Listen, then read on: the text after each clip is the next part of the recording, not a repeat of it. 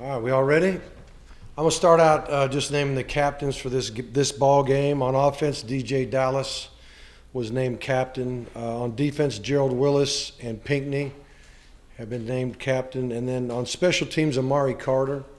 Amari obviously didn't play last week, but he was going to be the captain based on the second game of the season. And because he wasn't there for personal reasons, we just kind of pushed it to make him captain this game for special teams. So congratulations to those guys. Getting ready to play Florida International, the Panthers, coached by Coach Butch Davis. And we all know what a great coach he is, what a great person he is. Certainly did a great job here at Miami while he was here. Had a great record. Last season he was here, I think they were 11-1, and probably accumulated the most talent in the history of the school. That team, the next couple of years, was one of the most talented ever in college football, and doing a great job at FIU. And last week they beat UMass 63-24. It was a school record for the most points in a game, also a school record for the most points in the first half. James Morgan is a graduate transfer from Bowling Green. He had a couple 100 yards and a couple touchdowns in that one. Defense forced 3 turnovers. There was a pick 6 by the freshman Rocky Jaquez Lewis, number 45. Alexander, the receiver, scored a touchdown, passing touchdown, but also a punt return. So he was the first player in the school history to do that. He's a Dade County kid. Actually, I think Player of the Year one year, and kid from Booker T. Played quarterback in high school. They committed only 2 penalties and only have 4 penalties all season long. So been a real disciplined team, not beating themselves. On offense, very balanced offense, 450 yards a game, 230 rushing, 221 passing. They got 79 first downs, which is tied for 14th in America. Quarterback Morgan's hitting 63% of his passes. Phillips is their leading rusher with 249 yards, averaging 5.5 a carry. Wharton, number 11, leads the team in receptions with 9, averaging 19 yards a catch. And Sterling Palmer, the tight end, number 88, has 8 receptions for 70 yards. Red zone scoring, they're outstanding, 20 for 24 touchdowns, which is great. And I think they were number 1 in the country last year in touchdown ratio in the red zone. So defensively, they're giving up 27 points a game, a little over 400 yards a game. They've only given up 2 rushing TDs all year long. Their middle linebacker, Sage Lewis, number 3, leads the team in tackles with 36. And Noah Curtis leads the defensive line with 14 tackles. And redshirt senior, Anthony Johnson, has 10 tackles and 2 sacks. And then Cushion, number 10, has 14 tackles, 11 solos. Special teams, their kicker, number 30, I don't want to butcher his name, Borigalis, I think it is. He's only kicked 1 field goal to this point, but he's made all his field goals. They've been, again, very efficient, scoring touchdowns in the red zone. Stone Wilson is averaging 44 yards a punt. Isaiah Brown, number 4, and Devontae Price, number 24, have combined for 20.2 yards a kickoff return on average. And Alexander ranks 6th in America in punt return average, 27 yards a return and a 69-yarder for a touchdown against UMass. So that's them in a nutshell, and I'll open it up for any questions that you have.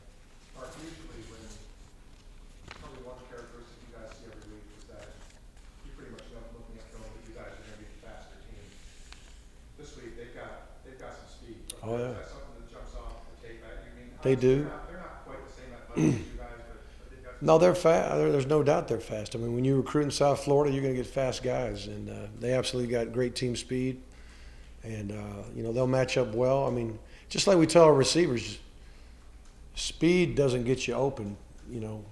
How you release gets you open, and speed will keep you open. But you can't just start running fast down the field and expect these guys not to cut you off and be running with you stride for stride and making things tough on you. But just, total team speed too, not just on the edges. But both teams got it. Both teams play with aggressive nature, and there'll be guys flying around for sure. Mark, there have been examples in college sports, both in football and basketball, where maybe the bigger, more marquee program in a city doesn't want to play the smaller school. I guess the thinking is there is nothing to be gained, but we could lose something should we lose this game to apply this matchup or any such matchup. So does this matchup strike you as a good idea? Do you like playing FIU? Well, I'll always give the same answer on the schedule. Just show me who we play, and we'll go play them. You know what I mean? I don't get into all that. I think fans like to get into that and all that, but we have a lot of respect for them, and just like last week, we had a lot of respect for Toledo. And we know they're talented. We know they're well coached. We know they got speed. So it's a challenge for us to do a good job and hopefully come out on top. Mark, when you play a situation like this, where they're literally 8 miles away, there's going to be a lot of emotion, a lot of guys that know each other back before we played high school ball. How do you make sure that doesn't get out of Yeah, well, a lot of pride in the city, a lot of pride at the parks that these kids grow up and play football at. Not only do the kids know each other, but the parents know each other, and everybody knows everybody, and so they've had a lot of experience either playing high school ball, park ball, maybe 7-on-7 stuff in the summer. So many ways that they could cross paths, either to be teammates or go against one another. So, it'll be an emotional game for sure. And but that's where everybody's got to be disciplined and do a good job. If you look at their team and the number of penalties they've had all year long, it shows discipline to me. And even us, a week ago, had no penalties. So, that's important. But there will be guys getting their blood pumping, which should happen in the game of football. It's a game of adrenaline, and it's a game of guys physically getting after each other. So, but everybody knows if you do something stupid, then you don't get to play. And that's the way football is, and that's the way it should be. So I don't anticipate anything foolish. Since 2016, in the past, what happened in that game? Not really happened. I've not mentioned one thing to our guys about it, and I remember watching it on TV years ago, but it's a long time ago. How disappointed were you, Mark, as an alum, when you saw what went on? It was like, for me, I was so busy just trying to be a coach where I was at. I didn't really spend a whole lot of time on it. I just know that things, obviously tempers can flare and things can get out of hand, and it was sad that it happened, but I just don't see that happening again. Mark, you guys named Gerald the captain again this week. You lead the nation in tackles for loss. Just the way, the level Right. he's playing at, and Yeah. maybe leading at right now. Well, I'll ask the staff who should be captain. Who are the candidates to be captain after this past week on defense, on offense, on special teams? And so, I think Manny made the comment, well, Gerald's already done it once. I'm like, well, if he deserves it again, give it to him again. It doesn't mean we don't have to be that political to spread it around. If it's a tie, give it to the guy that hadn't done it. But if one guy stands out, if he stands out every week, give it to him. It's like Jimmy Murphy is the scout team player of the week for the defensive scout team every week so far, because nobody practices as hard as he does. So if he deserves it, we'll give it to him every week. And same thing with Gerald. But it's good to see Gerald sustaining how he started that first game against LSU. Mark, losing Palendi, what does that mean for your team? As Yeah. far as staff, as far as how you compensate, and Yeah. is you moving anyone over to tight end? I don't see any movement to change anybody to tight end. We've got Duchesne, who's a walk-on, who can function and knows what to do, and he'll get some reps with us and not be on the scout team like he's been. That's probably the biggest adjustment right now. And then we've always got to be ready to play in sets that we do have a 2 tight end set, but if we only have 2 that are really ready to play, it's hard to play too many snaps. I would see those guys sharing the load a little bit more in 3 receiver sets, one tight end sets. So, Mallory would probably spend more time at the F than where Brevin is, because Brevin, we just can't let him play 60, 70, 80 play. We don't know however many plays it is. He can't play every snap. So we got to give him help there, and that would be Mallory. So Mallory still knows the tight end position. We'll still have two tight end sets, but we can't make a living doing that, I think, because it's just not enough depth. We need to recruit. What we need to do and and get healthy too. As the way DJ Dallas has run the ball made you and Thomas rethink snaps at that position. Obviously, DJ and Travis Scott. I thought it was pretty equal. I mean, I would keep it as equal as I can between those two.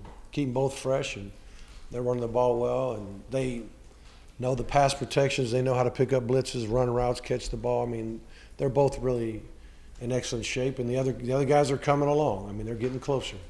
Mallory's blocking, is that improved enough where you? There's so many different kinds of blocking for him, because he sometimes he's a split receiver and he's trying to block a guy out in space, and that's probably been the most challenging for him. And then when he's an online tight end, I think his technique is good, but he's just not as strong as he's going to be one day. So he's got to win with tenacity and technique there. And then there's sometimes, if he's in an off alignment, he may have to pick up a blitz in pass protection. So there's so much that the tight ends have to learn, assignment-wise and then technique-wise. It's a work in progress right now for him and Brevin, really. Mark, 3 weeks in, what are you really happy about, and what are you sitting there tonight saying we've got to get? Yeah.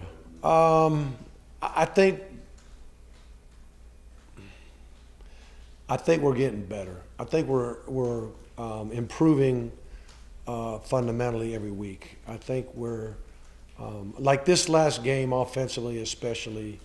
You don't get I don't know what it was, a 13 and a 14 play drive or whatever. You just don't get those unless everybody's doing the right thing. And usually somewhere along the line you do something to shoot yourself in the foot if you're not a disciplined team. And we didn't have those penalties. We didn't jump off sides. We got our hat on the right people. Very few missed assignments. Very few times. There was one time on the goal line where we had an outside linebacker come off the edge and didn't get the back, but the back had to just go where he wasn't supposed to go to keep from getting hit. There was maybe one assignment like that could have really hurt us. If you turn a guy free at the mesh point of a quarterback handing it to the back and the ball can come out, I mean, that was the only dangerous MA we had, missed assignment we had. So I think we're doing better there. And then, defensively, we had our moments good and bad. First half dominant till the last drive of the half, and then their quarterback run game got going. We have to contain the passer better. I know that. We had moments where we covered everybody well. The quarterback had nowhere to go to throw, and he took off and he got a lot of yards.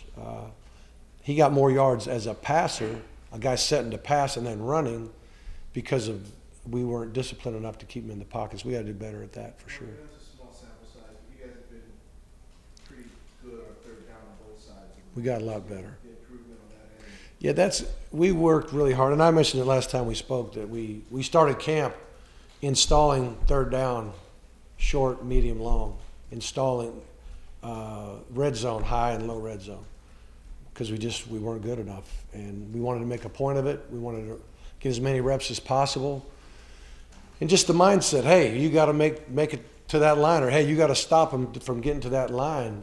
I think there's a mentality to it that helped us so far, but I think we're gaining confidence in those areas. The other thing the other day, starting getting that first drive and completing the first drive. Excuse me. So how important was that kind of to set a tone? Yeah, it was good. I mean, I think might have been 14 plays. I don't know what it was, but it's good to score on the first drive of the game, no doubt. It's good to set the tone, especially when you're at someone else's house and you're trying to keep the crowd out of it a little bit, at least calm them down a little bit. So it was good. It was very good. It's kind of a factor too when you're playing a team that's going to come in kind of on a high like FIU probably. Well, yeah, I mean, anytime you can grab momentum in a game, momentum is probably a bigger factor than people want to give it credit for, I think, in games and seasons.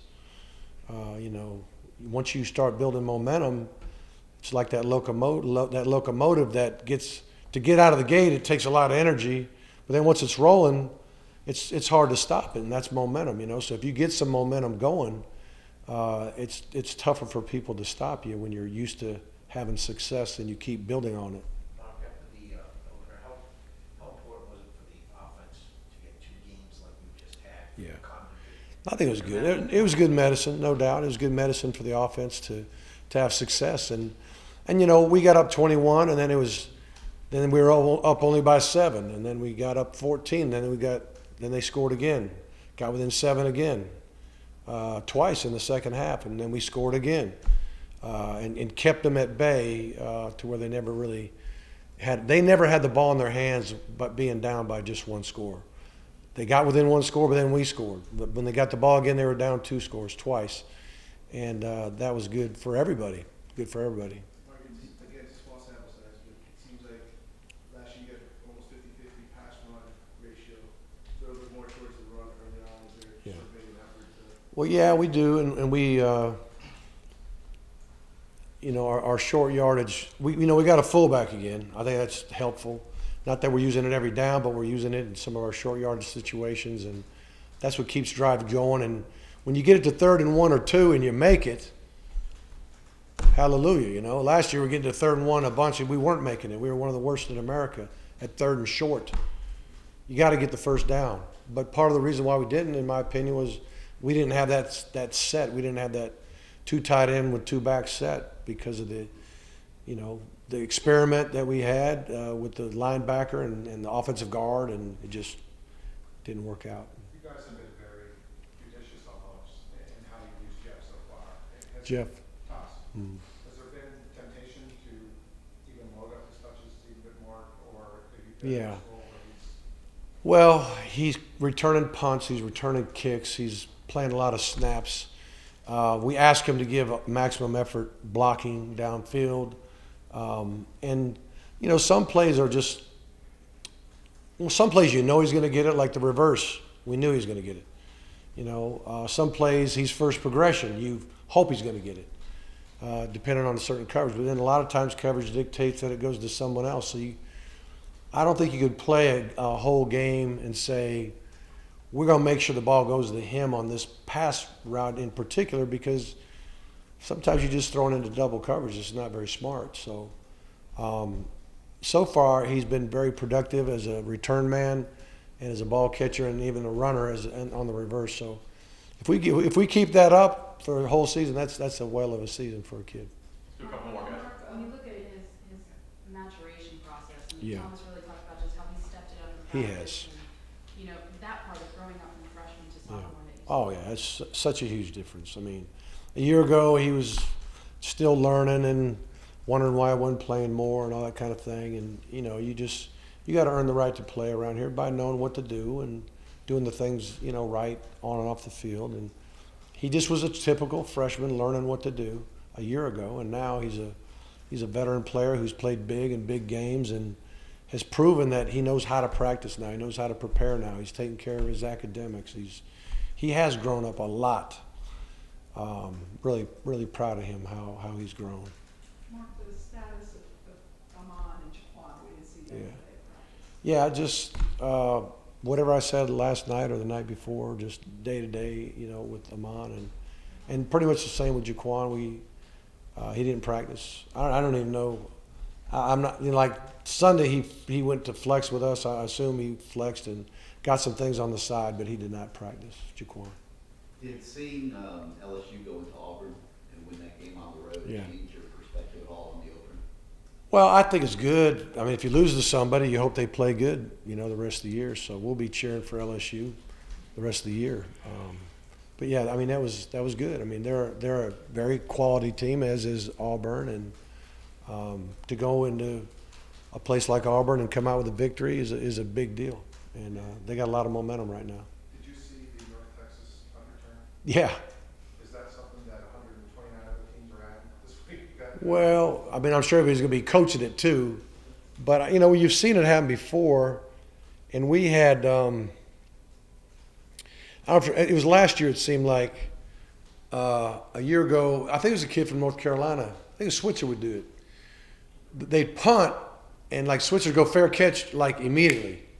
and then he'd stand there, and he'd catch it, and it looked like he was doing what that kid was doing. And one time we hit him because we didn't see the fair catch signal, but he did it immediately, and then the rest of the time he's just here catching it, and our guy doesn't see a fair catch, and he's thinking he's doing the same thing, and we hit him, and we got a personal foul.